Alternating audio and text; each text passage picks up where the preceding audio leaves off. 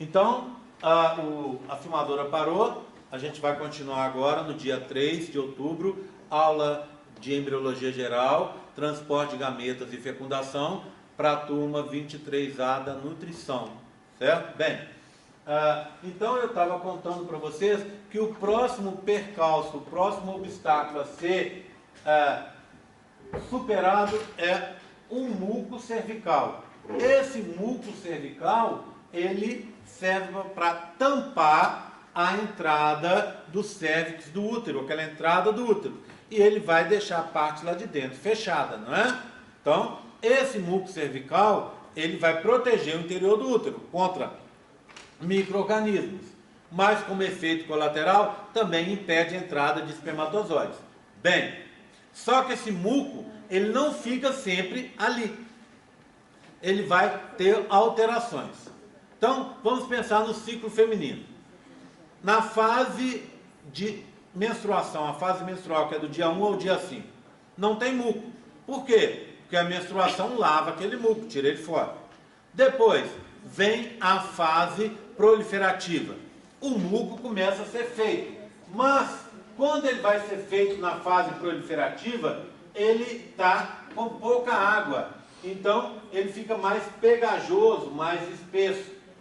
Tá? Do dia 9 ao dia 16, que está próximo do dia fértil, esse muco fica úmido, escorregadio, ganha água. Tá? E aí, ele vai escorrer. Nesse momento, começa do dia 9 para frente, começa a aparecer umas manchinhas na calcinha da menina. Por quê? Esse muco escorre pela vagina e sai na calcinha. Quando a gente vai para a fase secretória, ele vai ficar pegajoso de novo e no final da fase secretória ele vai ser lavado, tá? Vai ser eliminado. Bem, eu não gostaria que tivesse conversa paralela na minha aula. Tá assim? Não é de hoje. E hoje foi o dia inteiro, tá? Pelos resultados, eu acho que vocês deveriam prestar um pouco mais atenção. Pelos resultados das provas e tal, mas vocês deveriam prestar um pouco mais atenção na aula. Tá? Eu já falei daqui, só agora, de um caminhão de coisas. E tem gente batendo papo. Não é? Então, aí depois vai continuar aqui, né, assombrando o curso por mais vários períodos. Tá? Então, se não tiver seriedade, fica difícil. E se eu tiver que parar a aula, como já aconteceu de eu estar perdendo o fio da meada, porque gente está batendo papo, me atrapalha. E aí eu sou obrigado a parar e pedir, por favor, encarecidamente, se vier para a minha aula, não é para conversar. Tá? Se tem alguma dúvida, tem que perguntar para mim. Tá? Se for para conversar, nós temos milhões de hectares aqui na UFLA. Vá lá para qualquer um desses hectares, não é isso? Vá lá, bata papo, conversa, conta o dia, discute a eleição, discute a novela, seja lá o que for. Mas aqui não é lugar disso. Então, espero não ter que parar de novo a minha aula por causa disso. Encarecidamente. Tá? Bem, então, na fase secretória, no final da fase, ele vai ficando seco e vai ser lavado pela menstruação que está vindo, tudo bem? Então, ele está ausente, está seco, fica pegajoso, fica úmido, escorregadio, vai ficar pegajoso de novo e volta a ficar seco até desaparecer. Bem, esse muco é carboidrato. Existe um carboidrato que eu sempre gosto de, quando falar de muco, de lembrar dele. É a meleca. O que a meleca é? A meleca é o catarro que perde água. Não é? É o catarro que perde água. Se você pegar uma meleca e colocar ela na água, ela vai recuperar essa água e vai virar catarro, vai desaparecer. Do mesmo jeito, se você pegar um catarro e deixar secar, ele perde a água e vira meleca. Então, aqui, ó, o que você tem? Meleca. E aqui, catarro. E aqui, meleca. Então, a diferença de um para o outro é o ganho de água. Então, aqui, as glândulas do endométrio, lá do colo do útero, estão produzindo meleca, secreção sem água, e aqui uma secreção aquosa. Aqui, de novo, uma secreção sem água, com pouca água. Quem que controla a atuação delas? É o hormônio, o estrógeno. Lembra do pico do estrógeno que você tem um pouco antes da ovulação? Esse pico essa concentração elevada vai agir nas células da glândula do colo do útero, fazendo com que elas produzam uma secreção com mais água. E aí, essa secreção vai escorrer, abrindo a entrada do colo do útero. Ao abrir a entrada do colo do útero, os espermatozoides podem entrar. Existe até um método contraceptivo que vai estar na aula, ou eu vou dar aqui, que é o método comportamental que a gente chama de Billings. Esse método consiste basicamente em você analisar a forma desse muco.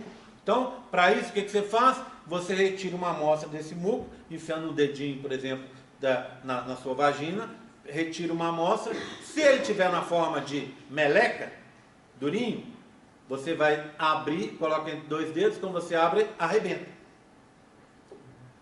Se ele tiver na forma de catarro, vai acontecer isso aqui, ó.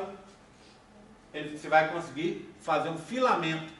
Vai indicar esse filamento e você vai estar aqui, ó, perto do seu dia fértil, tá? Depois, na aula, eu vou falar sobre as vantagens e as desvantagens desse método, tá bom? Então não vamos adiantar nada, mas existe um método que analisa isso. Tudo bem?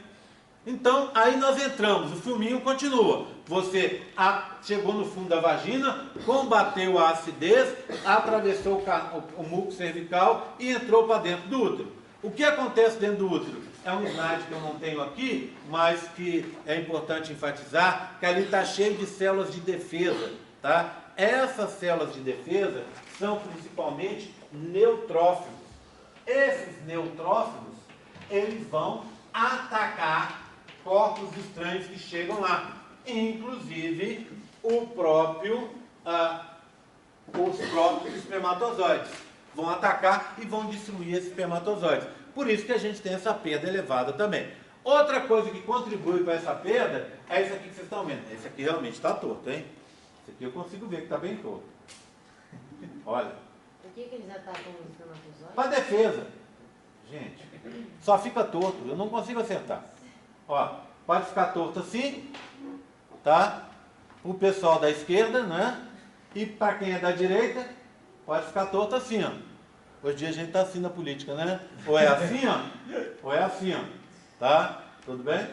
Então tá aqui. É. Mais um tiquinho. Não, tá bom, tá bom. Tá bom? Tá. Para mim tá torto. Tá? Não, tá não. Não, mas é eu que estou torto mesmo. Eu estou olhando isso aqui, está totalmente torto.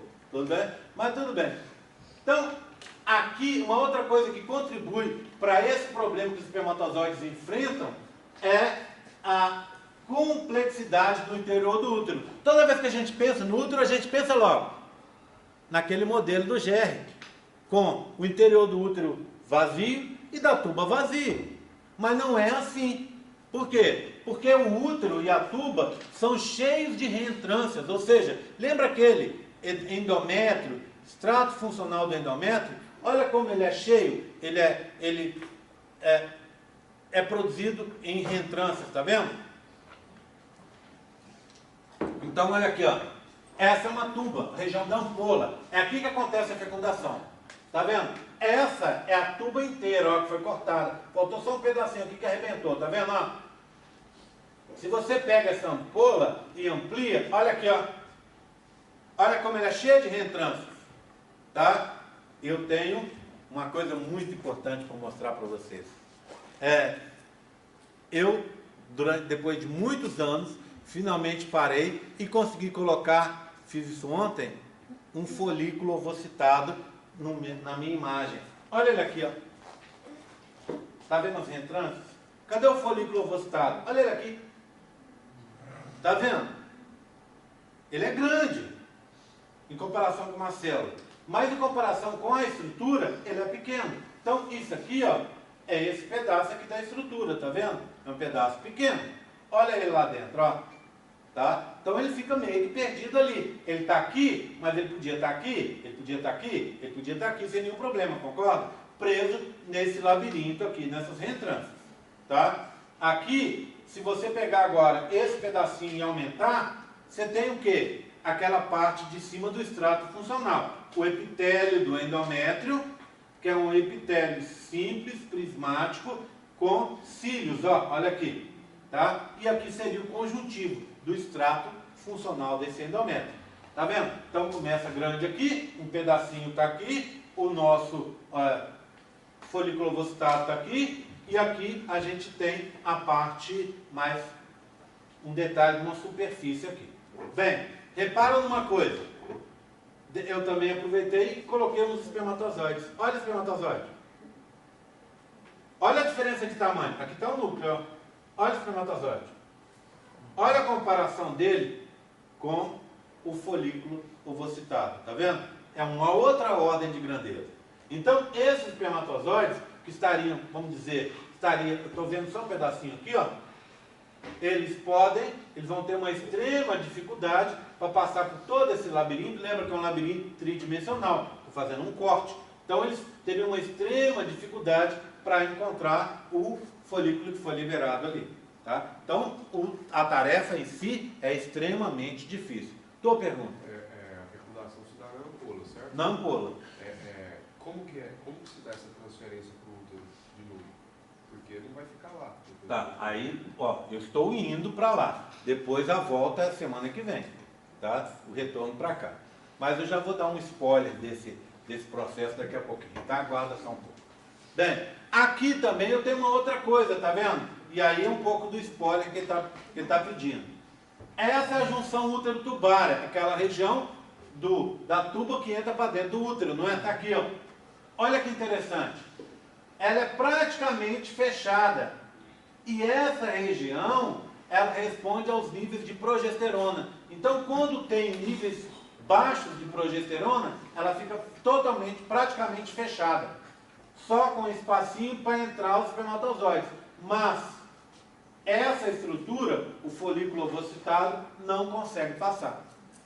Quando o nível de progesterona vai aumentando, ela se abre mais e o embrião que está vindo lá da ampola para cá, ele vai conseguir passar. Tá? Então, por que faz isso? É uma forma que o organismo feminino tem de garantir que a implantação vai acontecer só no momento em que o útero estiver preparado.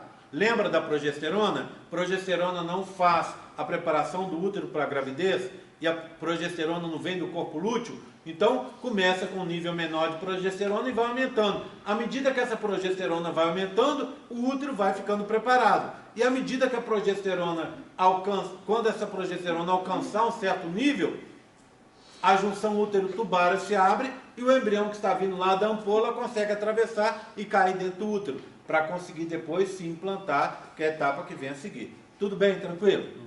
Bem, agora, uma outra coisa importante é a distância, eu acho que está faltando uma coisa aqui, sabe? É a distância percorrida pelos espermatozoides. Bem, se a gente pegar um espermatozoide que tem em torno de 2,5 a 3,5 micrômetros, tá? Ele vai percorrer, no final das contas, uma distância de 5,5 metros. Você vai pensar, opa, mas como 5,5 metros? Lembra do túbulo que fica enroladinho? Então, desde a sua produção, em que tem um túbulo seminífero, todos aqueles tubinhos e tal, tudo aquilo, depois vai no epidídimo, tem um monte de tubo também enrolado, lembra disso? Se você pegar a distância do local da sua produção até chegar lá na ampola, dá alguns metros, tá? Isso aqui eu tirei até assustador, né? Eu tirei da literatura 5,5 metros. Ele faz o quê? Como velocidade máxima, tá? Ele vai alcançar o local da ampola em velocidade máxima depois de 2 a 3 horas de sua liberação lá no epidídimo. Tá? Então, é extremamente rápido o caminho que ele faz. Só para vocês terem uma ideia, então, na parte rápida, alguns autores dizem que até 5 minutos depois tem espermatozoides na região da ampola. Outros dizem que 3 horas depois tem. Independente se são 5 minutos ou 3 horas, a distância é enorme. Só para vocês terem uma ideia, para uma célula tão pequenininha, essa distância, ou seja, uma célula de 2,535 micrômetros, uma distância de 5 metros, equivale, para vocês terem uma ideia, a uma ida do homem a Marte. Tamanho por tamanho, ida e volta. Então, é como se o espermatozoide fosse uma nave espacial, ele saísse da Terra e chegasse até Marte e voltasse de Marte. Tudo isso em 3 horas. Incrível, né? Só que, mais incrível ainda, ó, não pode entrar não, está acabando a aula. Tadinho. O que acontece? Os espermatozoides que são mais velozes e que chegam lá em poucas horas, em poucos minutos ou poucas horas, esses espermatozoides não fecundam. Os espermatozoides que levam muito tempo para chegar, e o muito tempo a gente tem que ver que é relativo, vê bem. Olha aqui, ó. Eles levam alguns dias. Mas o espermatozoide movimenta-se a uma taxa de 3 milímetros por hora. 3 milímetros com uma célula tão pequenininha é muito. Tá? Mas ele pode levar até 5 dias para chegar lá no local de fecundação. Os que chegam muito rápido não fecundam. Os que demoram também não fecundam. O que vai fecundar é o meio termo, que não é tão lento e não é tão rápido, tá? Que vai conseguir fecundar. Então, toda essa movimentação do espermatozoide, que começa aqui no escroto, passa pelo ducto deferente, dando a volta aqui na bexiga. Olha a bexiga aqui, ó, dando a volta na bexiga, né? Por aqui, ó, deu a volta na bexiga. Entrou pelo pênis afora. Entrou pela vagina, chegou no fundo da vagina, está aqui o fundo da vagina, e vai entrar no útero, e no útero vai seguir pelas tubas, né? É uma distância enorme e cheia de riscos e perigos para esse espermatozoide. Bem, outra coisa que tem que ser considerada, esses espermatozoides, em média, duram 80 horas dentro do sistema genital feminino, só 80 horas. 3 dias e 8 horas. Tá? 3 dias 72, mais 8 horas, 80 horas. Isso é média. Você encontra dentro do útero, às vezes, alguns espermatozoides vivos 5 dias, 6 dias, 7 dias depois. Mas a proporção é bem menor. Tá? Então, por isso que eu disse para vocês mais cedo, aquela história de que a menina que quer engravidar, ela tem que ter relações sexuais frequentes. Dia sim, dia não, pelo menos. Para garantir que vão ter espermatozoides no interior do útero dela quando ela estiver no seu período fértil. Tá? Quando ela estiver ovocitada. Agora, uma outra coisa importante. Esse número aqui, ó, 24 horas. É o tempo de vida do ovócito 2.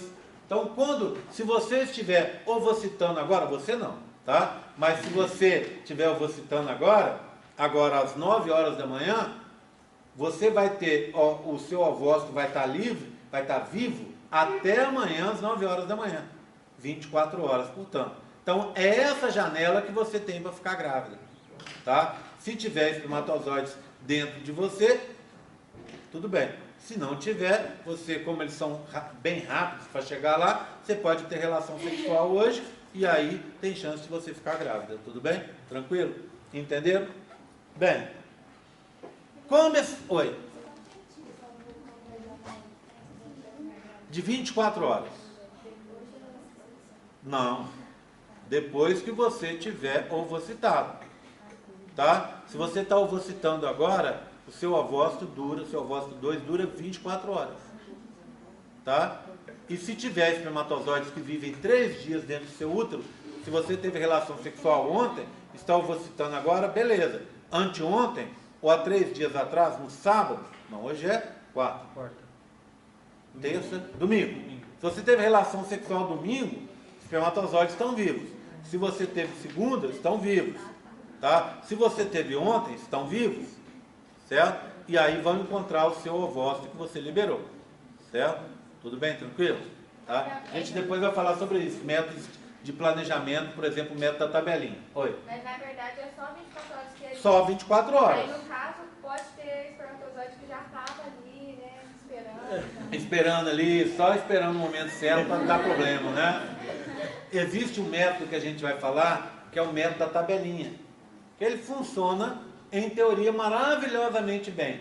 Na prática é um desastre. Não faça. Não faça. Não faça. Não faça, viu, Tamara? Não. Tá? Está proibido. Esse método... Hã? Daí, tem uma, depois arruma 2, 3, pior ainda. Né? Não é para fazer um time de futebol por enquanto, tá?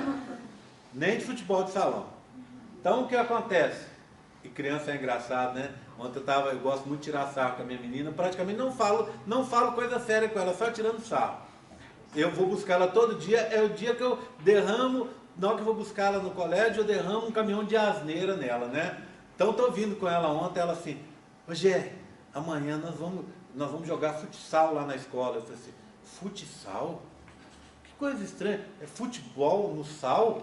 Mas você já jogou futsal? Esse negócio de jogar futebol no sal, não machuca não? E ela ficou pensando, de vez em quando ela já está ficando esperta, ela não cai mais em todas as palhaçadas que eu invento. Mas de vez em quando ela cai, aí para mim é meu divertimento. Ela falou assim, não, nunca joguei não. Eu tenho certeza que é no sal? Eu falei assim, olha o nome, Emily, de futebol, sal, de sal. A pessoa joga sal na quadra para vocês jogarem. Aí se amanhã você me conta como é que vai ser. Aí eu vou caladinho, só pensando, né? Ela de cabeça dela imaginando o negócio. Então, assim, criança é ótimo, mas criança, né, como diz um amigo meu, devia ser inflável. Você brinca, não. Você brinca, enche o saco, você esvazia, joga em cima do guarda-roupa. Né? Então, tem hora que realmente é difícil. Então, tem um método contraceptivo comportamental, que é um método... Calma, senhor, não falei de brincadeira que era para jogar. Tá? Tem um método comportamental, que é o método da tabelinha, que é o mais adotado. Como funciona esse método? É assim, você marca o seu dia da menstruação. Esse mês, o outro vai marcando. Aí você vai ter o tempo que dura o seu ciclo. Vamos supor, hoje é dia 3, tá? Você menstruou hoje. Você marca o próximo, que vai ser dia 31. Esse mês tem 31? Pronto, deu o quê? 28 dias. Tá? Aí você marca de novo em novembro. Você vai menstruar no dia 1º de novembro, não é?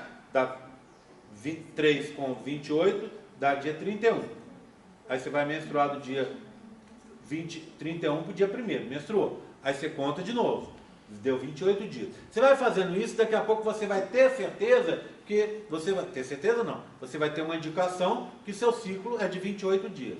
Lembra que a fase final do ciclo ela é constante? Então você tira 28 menos 14, deu 14. Então se você já estiver fazendo isso para trás há algum tempo, se você menstruar hoje, você conta 14 dias. Hoje dia 3, com 14, dia 17. Seu dia fértil vai ser dia 17. Tudo bem? Tá? Aí você faz o quê? Você vai tirar 3 dias antes e 3 dias depois. Então você põe dia 17 aqui, 17 menos 3, dia 14.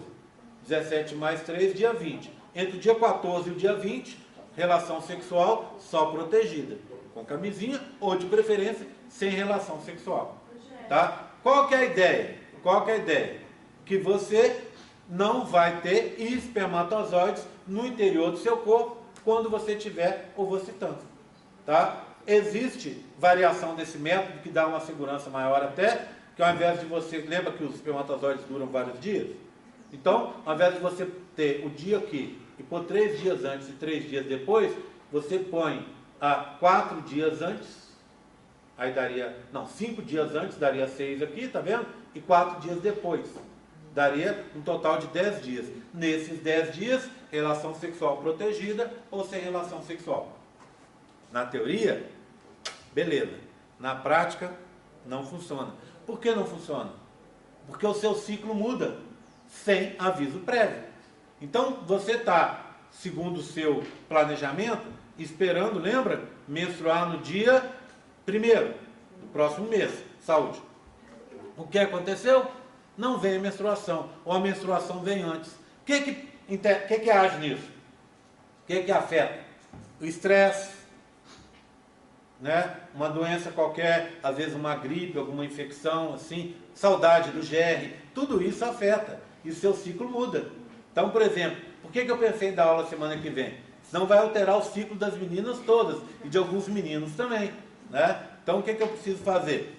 Estou pensando em dar aula justamente para não afetar a biologia de vocês, porque a saudade de mim também afeta o ciclo. Tá certo? Tudo bem? Então, assim, é de forma inesperada, e aí o tal do método da camisinha funciona. O método da tabelinha não funciona, tá? Não façam isso. Patrícia vai dar um depoimento agora, abrir o coração e dizer o motivo que ela abandonou esse método. Fala, Paty. É esse raciocínio que esses aplicativos usam? É o mesmo raciocínio que o aplicativo usa, tá? Ele funciona com esse raciocínio e funciona bem. Quanto mais você fizer, mais certeza você vai ter. Mas nem sempre uma certeza absoluta. É, como diz a Maju Coutinho, é uma previsão, não uma precisão. Tá? Ele vai te indicar que talvez vai acontecer. Vai te indicar, por exemplo, se for esse meu raciocínio, que no começo de novembro, Patrícia, você vai estar menstruada. E aí tem aquele churrasco, que você não quer ficar menstruada ali, aborrecida, com dor, né? Então, o que vai acontecer? Você pode emendar a cartela. Bem, então é isso que o aplicativo dá. E te dá uma ideia sobre o seu ciclo. Mas ainda assim, a gente tem que saber que podem acontecer modificações. Para algumas meninas, essas modificações são mais difíceis. Mas para outras, essas modificações são bastante comuns. Então toma cuidado, tá? Não use esse método porque não funciona, tá? Ele é quase tão desastroso quanto aquele outro método, que é o tal do coito interrompido, que eu já falei com vocês, né? Que é ejacular fora. Então, assim, não entra nessa aventura não, tá? Senão depois está aí, ó, fazendo faculdade com um filho, esperando mais um e daqui a planejando ter mais dois, tá? Então toma cuidado com isso, tá bom? Não é impossível. É impossível, Tamara? Não, né? Mas que dá mais dor de cabeça, dá, né? Tem hora que tem que parar, tem que cuidar, é uma obrigação a mais, tá? Então, se você não acha que não é o momento, então tem que se planejar para não ter filho nesse momento, tá bom? Oi. Quem chamou? Alguém chamou? Eu vi um Gé? Foi? Porque às vezes é uma tossida. Tossida, né? Oi. Quem tomar um remédio, o ciclo mantém sempre igual? Você vai estar sempre, a tendência é manter o ciclo igual. Quando você vai manter. Por isso que, não sei se você fez isso, quando você teve a sua primeira menstruação, a menarca, sua mãe te levou no médico e ele te passou um anticoncepcional. Vamos supor que você teve aos 12 anos. Com 12 anos você não precisaria de anticoncepcional, você não tinha vida sexual, né? Espero que não. Aí o que acontece? Não precisava tomar. Mas por que tomou um anticoncepcional? Para ele regular o ciclo. Uma das atuações do anticoncepcional é essa, regular o ciclo. Tudo bem? Oi. Não posso entrar. O último assunto, hein? Eu preciso continuar. Chega nesse assunto, todo mundo quer saber só disso. Eu acho que eu vou mudar essa disciplina e a minha sala vai ficar cheia. Vou só mudar o nome. Vou chamar assim, ó. Tudo que você queria saber, tudo que você quer saber sobre contracepção. Vai ser embriologia, mas eu sempre vou trazer mais alunos mudando o nome. Oi. Eu li ontem uma coisa relacionada a quem fica menstruada mais cedo tem uma chance maior de se ter tumor cancerígeno. Não está comprovado não. Não está comprovado não, tá? Depende o quê? Tumor tem vários fatores causais, tá? E esses tumores, a menstruação com a vida sexual mais cedo, com a vida sexual saudável, não há problema, tá? Tudo bem? Tranquilo? Depois a gente fala mais, tá? Bem, só lembrando, como é que esses espermatozoides vão chegar lá? Da seguinte forma, batendo os cílios.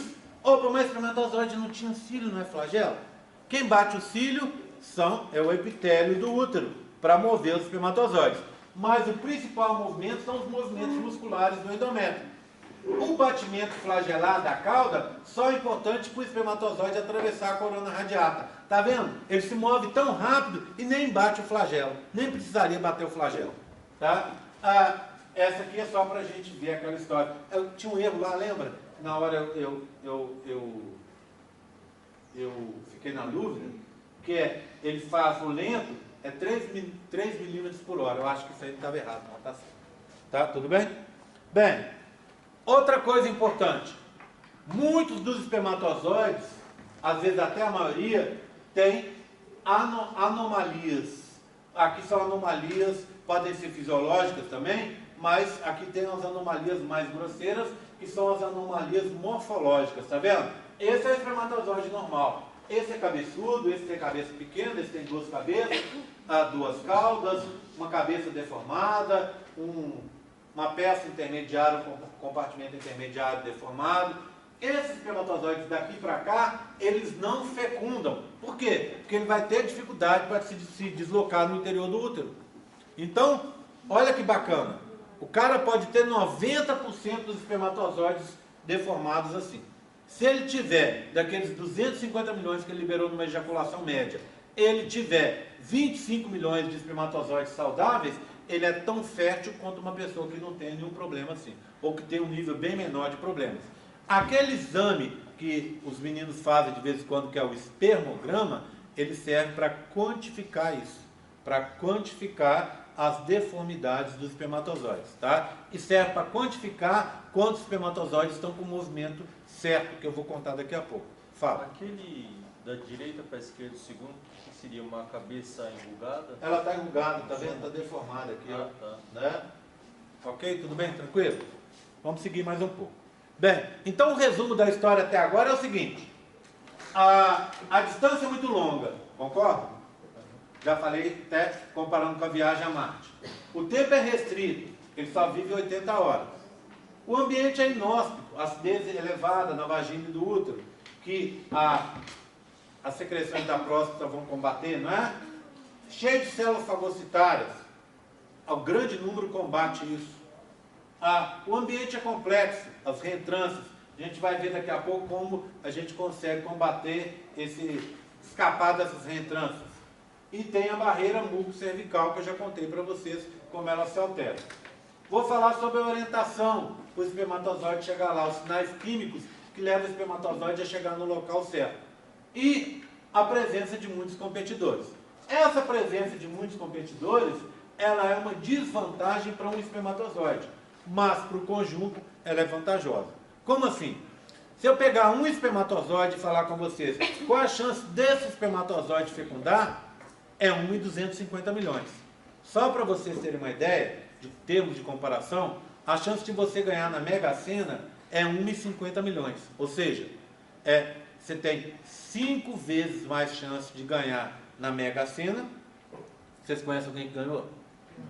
Do que um espermatozoide fecundar. Um espermatozoide específico.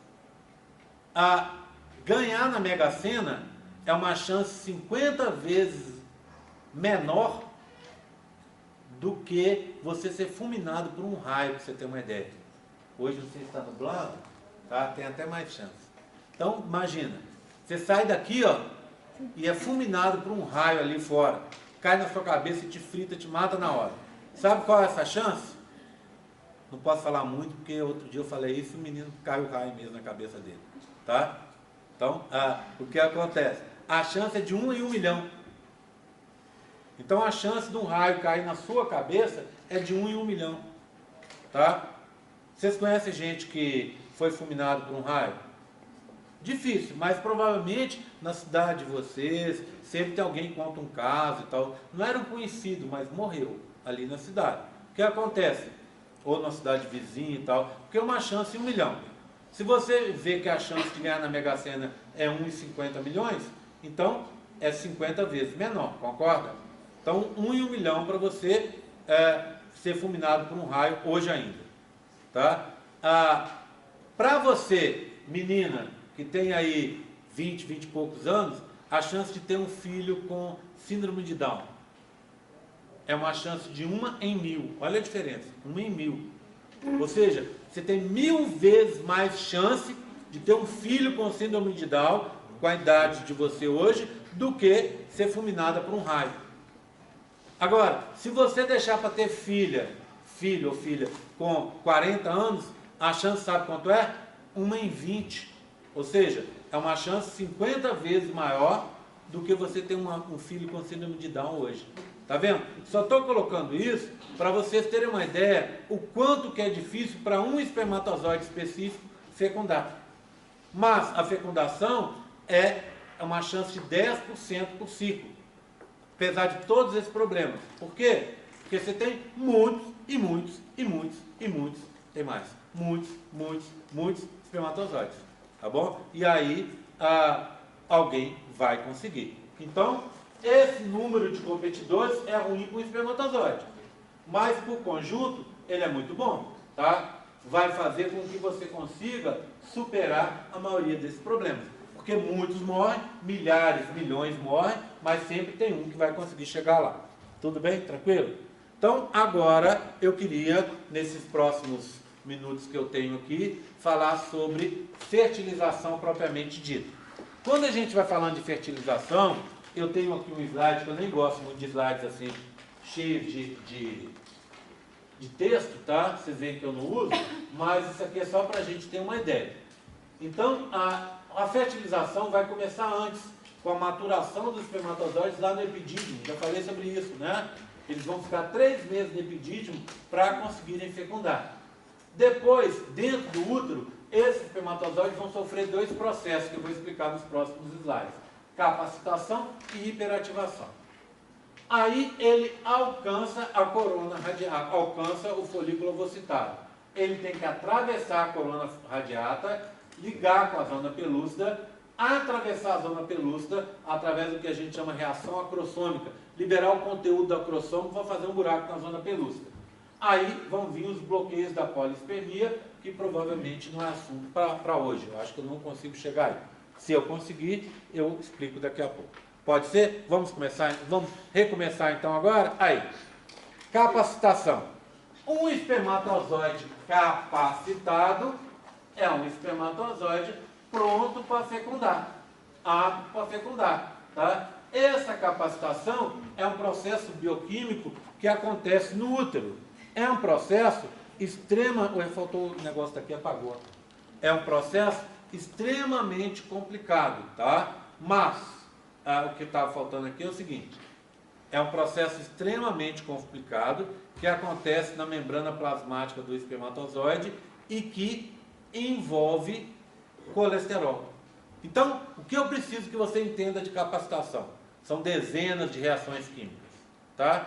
Só preciso que você entenda que a capacitação acontece no útero, permite que o espermatozoide fecunde, ela vai ocasionar alterações na membrana plasmática do espermatozoide e vai envolver a molécula de colesterol, tá bom? Sabendo isso, estou satisfeito sobre a capacitação.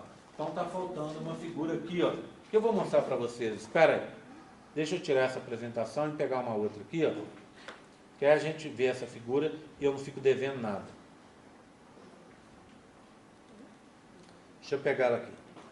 Uma apresentação mais antiga. Qualquer um. Aí é a mesma, tá vendo que eu fui melhorando.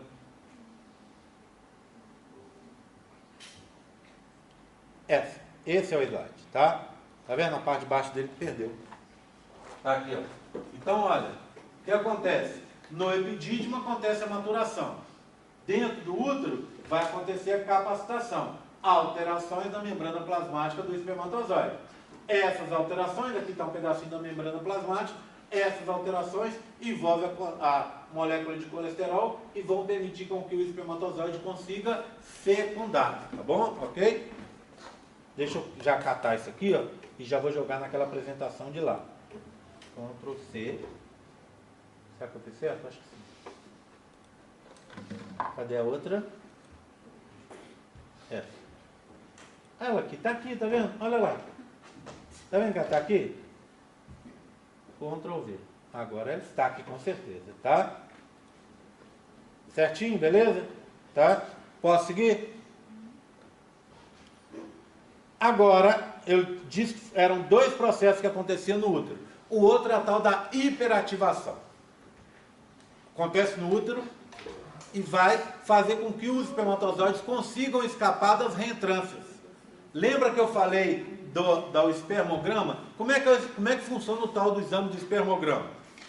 Você vai no laboratório, eles te dão um pote.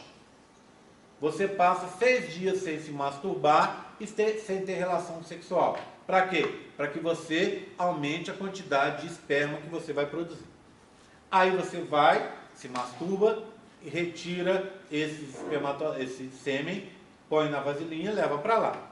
Aí lá eles vão fazer o quê? medir o volume e também verificar a qualidade desses espermatozoides. Quantos estão com deformidades, igual vocês viram, quantos estão parados, não podem ficar parados, e quantos estão com movimentos meio aleatórios. O que vai prestar no exame, os espermatozoides que são sadios, são aqueles com movimento retilíneo, estão andando para frente. Aí o cara vai quantificar e vai te dizer, X% dos seus espermatozoides estão sadios com movimento retilíneo. Beleza. Só que movimento retilíneo, nesse caso nosso, quando entrar lá nas reentrâncias, não serve mais. Por quê? Imagina uma reentrância aqui, veio o espermatozoide, puf, ficou preso nela, não vai nem para frente nem para trás. Fica ali, os neutrófilos e outras células de defesa vão atacá-lo. Ele vai ficar ali até morrer. Tá? Bem, então o que acontece? Quando os espermatozoides entram no útero, eles sofrem um processo que a gente chama hiperativação. Então ele vai deixar de ter um movimento retilíneo e passar a ter um movimento, para quem não conhece, aleatório. Só que não é bem aleatório não. Vê bem, está o espermatozoide vindo aqui, ó. Aí vem a molécula de progesterona. Só um parênteses. Da onde está vindo a progesterona? Do corpo lúteo. Então, você ovocitou do lado direito. Ficou o corpo lúteo ali.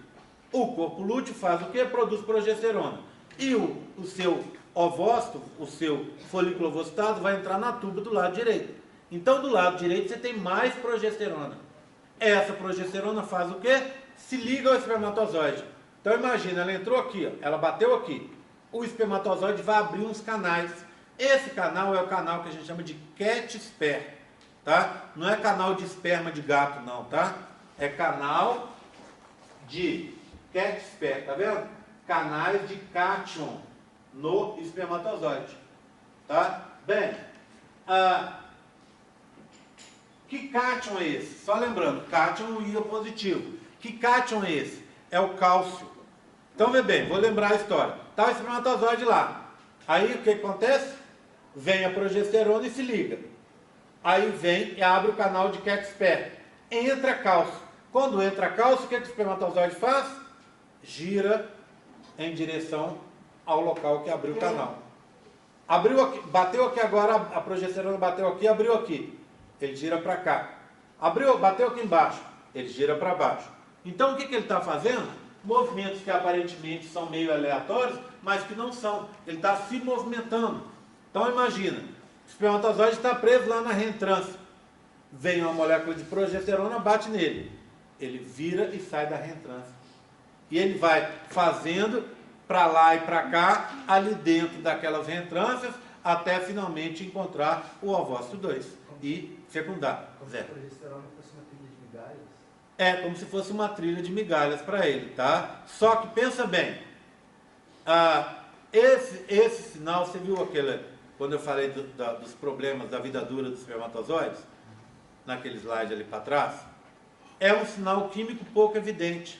Por quê? Esse sinal não vem do ovócito 2. Quem está liberando é o corpo lúteo, que está perto do ovócito 2, mas não é o ovócito 2. Então ele meio que direciona o espermatozoide, por exemplo, evitando que os espermatozoides vão para a tuba errada. Tá? Mas para achar o ovócito 2 e fecundar, muito provavelmente existem outros sinais químicos que a gente só está entendendo agora, que estão atraindo o espermatozoide para o local certo, aonde vai estar o ovócito 2 para ele fecundar. Tudo bem? Então, olha lá, ó. O estímulo é a progesterona. Esse é o canal de cat-sper. Ele abre, entra o cálcio. Ao entrar o cálcio, o espermatozoide gira para a posição certa. Vai girar para a posição onde abriu o canal e vai conseguir se localizar ali dentro da região da tuba uterina. Bem, legal. Agora sim a gente tem um marco importante na nossa aula. Finalmente o espermatozoide chegou lá na região do istmo. A região do istmo é uma região menos protegida. Você já vem protegendo lá da vagina até chegar ali, então não precisa se preocupar em proteger muito o istmo. Então os espermatozoides que chegam ali no istmo, estão lembrando onde é que é o istmo, né? A primeira parte da tuba, quando ela sai ali do útero, né? Que ela sai da parede do útero. ali é menos protegido. Então os espermatozoides que chegam ali não vão ser tão atacados. Lembra daqueles 3.000 que chegam ali? Não vão ser tão atacados. E além de não serem tão atacados, eles são ajudados. Parece que o útero começa a reunir esses espermatozoides, a tuba começa a reunir esses espermatozoides em grupos e vai liberando esses espermatozoides aos poucos. Então quando a gente vê que chegaram 50 para fecundar, chegaram grupos de 50 a 100 para fecundar, que vão sendo liberados aos poucos. Tá? Quando o espermatozoide chega e encontra o folículo, a primeira coisa que ele tem que fazer é atravessar a corona radiata. Aí ele bate a cauda para atravessar aquela gelatina. Aí ele bate a cauda, atravessa a gelatina. Portanto, se você olhar inclusive nos nossos livros, o cara diz que a reação acrossômica, a liberação do conteúdo acrossômico, é para ele atravessar a corona radiata. Hoje a gente sabe que não é. Tá? Ele bate a cauda e atravessa a gelatina, é mais do que suficiente, não precisa liberar enzimas ali não. Aí ele chegou aonde? Na zona pelúcida. Vai se ligar com a zona pelúcida. E depois que ele se liga com a zona pelúcida, reação acrossômica. Aí libera o conteúdo do acrossomo e faz um buraco na zona pelúcida. Atravessa a zona pelúcida e vai cair naquele espaço onde está o polócito, que a gente aprendeu que chama espaço perivitelino, para depois finalmente conseguir se ligar ao ovócito 2. Bem, então aqui eu tenho uma microscopia, tá vendo? De um espermatozoide atravessando, olha, ele atravessa a corona radiata e depois atravessa a zona pelúcida. E ele vai fazendo um movimento como se fosse um saca-rolha, tá vendo? Ele vai girando assim, ó, para ele abrir o espaço, para ele conseguir entrar. Certo? Tudo bem? Tranquilo? Bem, agora vamos falar de um dos momentos mais importantes aqui da nossa aula, que é analisar esse contato do espermatozoide com a zona pelúcida. Essa é uma zona pelúcida, ó, de verdade. Esse é um espermatozoide de verdade. Microscopia eletrônica de varredura colorida no computador. Tá?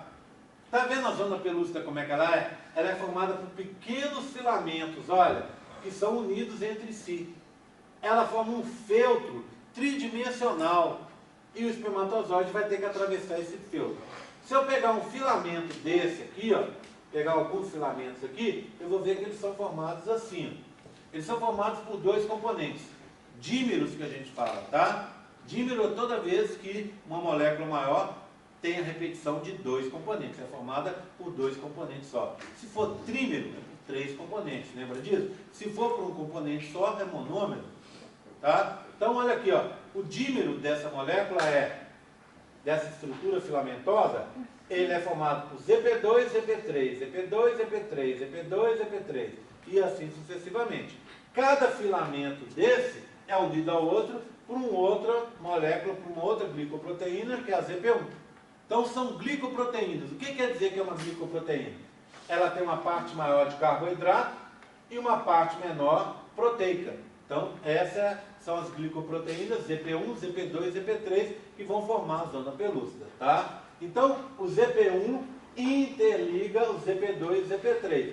ZP2 e ZP3 formam os filamentos. E a gente já sabe hoje que o espermatozoide vai se ligar aqui. Para ele conseguir fazer a reação acrossômica, ele tem que se ligar obrigatoriamente com o ZP3. Tá? É a ligação dele ao ZP3. Tudo bem? Tranquilo? Bem, dito isso, vamos agora começar a falar sobre um experimento. Vê bem. Quem faz estágio aí? Quem trabalha? Fala aí, Carol, você trabalha com quem? Quem? Com quem? Porque Me ajuda aí, Carol. Eu trabalho com Desenvolve. chama Paulo Rebeles, eu trabalho com ácaro. Com ácaro. Tá, tudo bem. Quem mais? Alguém mais faz estágio? Tá? Quem? Oi. Oi? Bem, precisa fazer, tá? Muito legal. Você vai começar a descobrir um pouco mais sobre o seu curso. Lá na nutrição, tá cheio de gente que trabalha com assuntos interessantes. Tem gente em outros departamentos que trabalham também com a parte de nutrição e trabalhando com, assim você vê se o curso realmente vale a pena. Porque você entende melhor sobre nutrição, desenvolve melhor e vê se é isso realmente que você quer. Dá mais gosto para vir para aqui. Entendeu? Bem, eu trabalho com... a gente trabalha lá no meu laboratório com pesquisa em educação. Esses modelos vêm do nosso trabalho. Na verdade, é influência de modelos tridimensionais no ensino. Tá? Esse é o nosso principal mecanismo, principal interesse de pesquisa. Mas eu já fiz várias outras coisas relacionadas com isso, porque é a minha área de interesse. Bem, não interessa se a pessoa trabalha com acro, ou se ela trabalhar com pesquisa em educação, os trabalhos são muito parecidos. Tá? Apesar que você pensar, acro não tem nada a ver com pesquisa em educação, ou acro não tem nada a ver com diabetes, pesquisa em educação não tem nada a ver com diabetes, obesidade, não tem nada a ver com probióticos, seja lá o que for que você queira trabalhar, tá? Mas no final das contas, qualquer experimento que você fizer, qualquer trabalho científico que você fizer, por que é científico? Porque você está testando alguma coisa, tá? E todo trabalho científico, ele tem coisas que são comuns. Por exemplo, para você fazer um trabalho científico, você precisa de manter todas as condições constantes e alterar uma só. Deixa eu dar um exemplo aqui, que não é nenhuma dessas áreas que a gente tocou. Imagina que você esteja trabalhando com peixe e esteja avaliando a influência de um composto tóxico num peixe. Vamos pegar um peixe específico, paulistinha, que é muito utilizado, que é o peixe chama Dânio rério.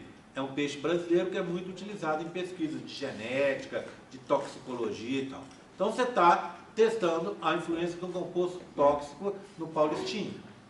Para isso você vai colocar vários peixes num aquário.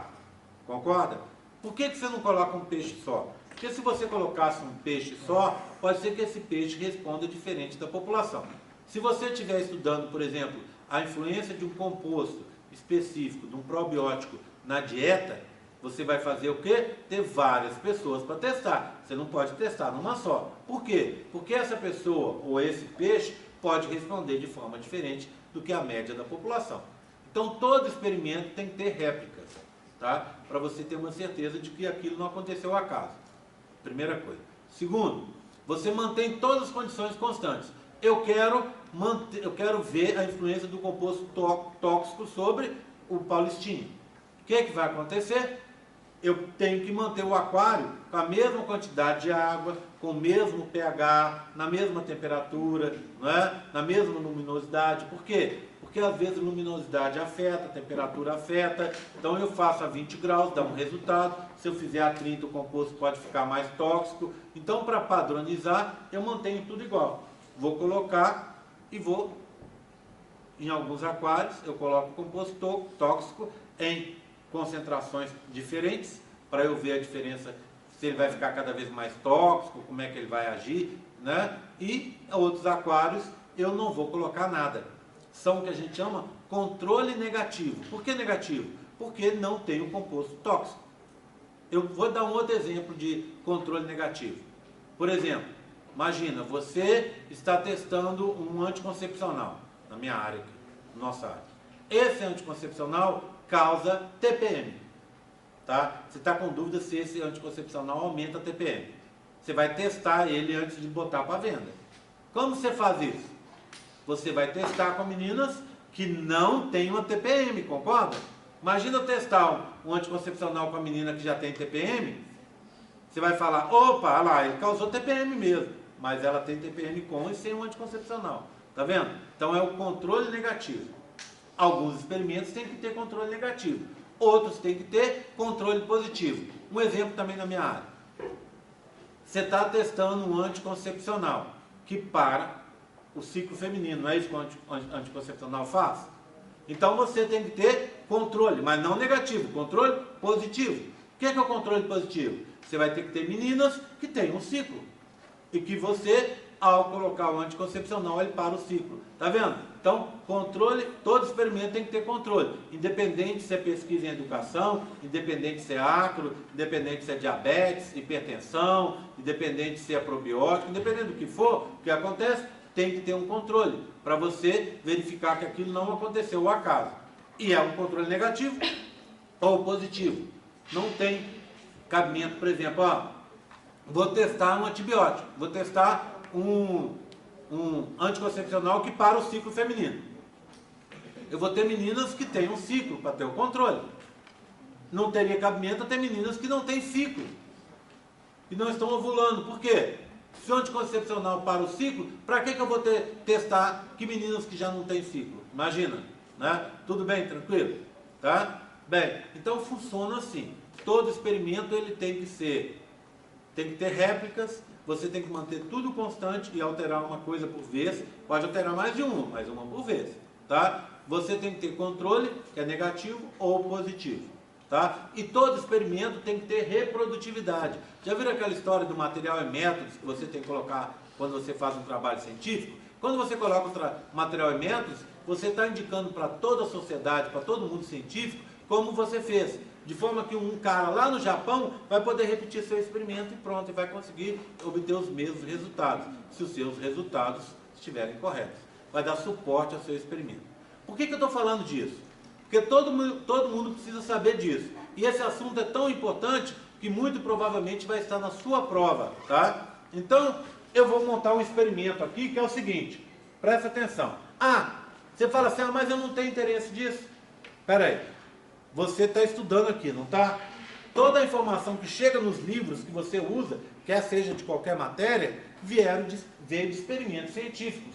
É um monte de experimentos que foram feitos, que deram uma teoria. O que é a teoria? É quando se tem uma certeza de um assunto, vamos dizer assim. Aí você cria uma teoria que pode se modificar ao longo do tempo. Então você olha num livro mais antigo, as coisas que eles estão falando não são iguais ao que a gente tem hoje. Por quê? Porque foram sendo feitas experiências e essas experiências mostraram que o negócio não era bem assim. Então, voltando ao assunto. Eu vou fazer um experimento que eu vou precisar do quê? De espermatozoides. Vou precisar de doadores de espermatozoides. Vou precisar de folículos ovocitados, tá vendo? Então, eu vou pegar para uma ou várias doadoras, eu vou pegar folículos, vou dar um remédio para ela super ovocitar e vou coletar esses folículos. Para os meninos, eu posso, por exemplo, pegar vários doadores e misturar esse sêmen que eu consegui de um e do outro. Pronto. Ter um pool de sêmen, tá? Outra coisa que eu vou precisar, a partir de alguns folículos, eu vou separar os componentes da zona pelúcida. Então eu vou ter que ter ZP1 separado de ZP2 e ZP2 separado de ZP3, tá? E ZP3 separado de ZP1 e ZP2. Eu vou ter então folículos íntegros e folículos com as partes separadas, tá? Da zona pelúcida aqui. Ok? Tudo bem? Tranquilo? Bem, aí eu vou montar o experimento. Gente, vocês não imaginam a maravilha de que é fazer essa parte da aula sem ter que escrever no quadro. Isso é uma coisa que eu fiz ontem. Então, olha aqui, ó. Como é que eu monto o experimento? Vamos dizer, aqui são números aleatórios que eu chutei, tá? Só para vocês entenderem como é que é feito o experimento. Eu vou pegar 100 microlitros de esperma, daquele que eu recebi, e mais 20 folículos, daqueles lá, tá? Quando eu juntar o esperma com os 20 folículos, o que eu espero? Que eu vou ter 20 fecundações, concorda? E vou ter 20 embriões, não é? Bem, só que não vai me interessar a fecundação ou o embrião. Por quê? Porque da fecundação para o embrião e da ligação do espermatozoide com a zona pelúcida para a fecundação e depois para o embrião, tem outros processos. O que eu estou testando nesse experimento é a pergunta. Todo experimento tem que ter uma pergunta para ser respondida, não é? Senão você não faria. Qual que é a pergunta? A pergunta é o seguinte: aonde os espermatozoides se ligam? Essa é a minha pergunta, durante a fecundação. Aonde eles se ligam na zona pelúcida? Essa é a minha pergunta, tá? Então, eu olhar a fecundação, vem depois. Ele pode se ligar à zona pelúcida e não fecundar, concorda comigo? Então, ao invés de eu olhar a fecundação, eu vou quantificar os folículos que vão ter espermatozoides associados a ele, depois que eu misturar a turminha ali, tá? Como eu consigo olhar isso? Eu consigo olhar, por exemplo, olhando no microscópio. Aí eu vejo espermatozoides ali grudados na zona pelúcida. Tá? Tudo bem? Então é isso aqui. Vocês concordam comigo que é o meu controle do experimento? E concordam que é um controle positivo? Ou seja, quando eu juntar esperma mais os folículos, eu vou ter espermatozoides ligados na zona pelúcida. Ponto final. Controle negativo não me interessa, porque eu vou fazer alterações aqui para baixo que vão alterar esse quadro, modificar esse quadro. Então, são inicialmente 4 alterações. 3 alterações, desculpa. A 2, a 3 e a 4, tá vendo? Eu mantenho as mesmas condições. Lembra das condições constantes? Então, ó, as quantidades também. Né? 100 microlitros de esperma para os 3 e 20 folículos para os 3. Só que eu faço várias réplicas, tá bom? Tem que fazer vários. Não dá para fazer um experimento de cada um, porque, como eu disse para vocês, pode acontecer de responder diferente aquilo ali. Tá? Cada folículo aqui já é uma réplica, mas eu posso fazer mais de uma placa para eu ver se está funcionando. Tudo bem? Aí o que acontece? O que eu vou fazer no 2, no 3 e no 4? Eu vou adicionar no 2 concentrações crescentes de ZP1. No 3, aqui ó, concentrações crescentes de ZP2. No 4, concentrações crescentes de ZP3. Só ZP1 aqui, só ZP2 aqui e só ZP3. Para eu ver, daqui a pouco eu falo do 5. Para eu ver o quanto isso influencia. Aí vem um gráfico com os resultados, que é esse aqui, ó. Olha esse gráfico. O que eu tenho? Quando eu fui adicionando concentrações crescentes de ZP1, a ligação permaneceu em 100%. Olha, ou seja, eu olhei os 20 folículos e os 20 folículos de cada placa estavam associados com espermatozoides. Tudo bem? Tá? Quando eu fiz ZP2, a mesma coisa. Ó. Em outras palavras, não interessa eu usar 1 microlitro de ZP1 ou eu usar 7 microlitros, 1 microlitro de ZP1 ou 7 microlitros de ZP1. Ou usar um balde de ZP1. Por quê? Ou de ZP2. Por quê? A resposta é simples. O espermatozoide não se liga a ZP1 nem ZP2. Tudo bem? Quando eu coloco ZP3, olha o resultado, ó. A fecundação cai. Olha com 7 microlitros. Quantos por cento de ligação de espermatozoides eu tenho? Mais ou menos aqui a gente está no 15, tá vendo? De 100% caiu para 15%. Ou seja, eu consegui fazer um bloqueio de 85% da fecundação, da ligação de espermatozoides e provavelmente afetei a fecundação também. Concorda comigo? Tá? Então, aqui, olhando essas curvas, eu já vejo claramente que o alvo do espermatozoide na zona pelúcida é o ZP3. E não o ZP1 nem o ZP2. Agora sim, para terminar, gente, eu consigo falar do quinto. Como é que é o quinto experimento? 100 microlitros de esperma, 20 folículos ovocitados e concentração crescente de ZP3 sem carboidrato. Lembra que o ZP3 era uma glicoproteína? Ele era formado por uma parte maior de carboidrato com proteínas ligadas? Qual que é a ideia do cara? Eu fico imaginando. Quando o cara viu esse resultado aqui, o cara pensou, opa, dá para eu fazer um anticoncepcional que não seja hormonal. Por exemplo, eu faço uma pomadinha de ZP3, a menina antes de ter relação sexual, ela passa na vagina. Os espermatozoides que entrarem ali se ligam com o ZP3 e não vão conseguir fecundar. Beleza? Ótimo. Só que aí veio a segunda rodada. O que ele pensou? Poxa, mas fazer o ZP3, que é carboidrato com proteína, é muito complicado. Tecnologia para você fazer uma glicoproteína e o gasto é muito maior do que você fazer só uma proteína. Aí ele lembrou daquilo que a gente aprendeu lá na escola, a história da chave e fechadura, lembra? Que quem age na maioria desses casos são proteínas. Então o que ele pensou? Eu vou pegar as minhas glicoproteínas ZP3, vou fazer uma digestão e retirar o carboidrato. E vou testar só a proteína. E vou ver se o resultado é o mesmo. Não se manteve. Olha lá. Olha com 7. O que aconteceu? 25%. Aqui é 75%, tá vendo? eu tive 25% de bloqueio. E aqui eu tive 85% de bloqueio. Portanto, não é tão efetivo assim. Por quê? Porque o espermatozoide, ele precisa se ligar com o ZP3 inteiro. Vocês entenderam o motivo de cair aqui, ó? Aqui. Por que caiu aqui e não caiu lá em cima? Lembra que eu coloquei ZP3 do lado de fora? Como é que o espermatozoide fazia? O ZP1 e ZP2 tanto faz, ele não se liga. O espermatozoide não faz separação entre o ZP3 ligado na zona pelúcida e o ZP3 solto. Então, se você coloca, quanto mais espermatozoide solto, quanto mais ZP3 solto você coloca do lado de fora, mais os espermatozoides se ligam com o ZP3 errado, que é aquele que você colocou, e não se liga com o ZP3 certo, que é aquele que está na zona pelúcida. E aí, não tem ligação, diminui a fecundação. Se você retira fora a parte do carboidrato e deixa só a proteína, o espermatozoide diminui a fecundidade, tá? Diminui a ligação e provavelmente a fecundidade, mas não tanto assim. Portanto, não funcionou, não dá, não compensa fazer um anticoncepcional usando ZP3.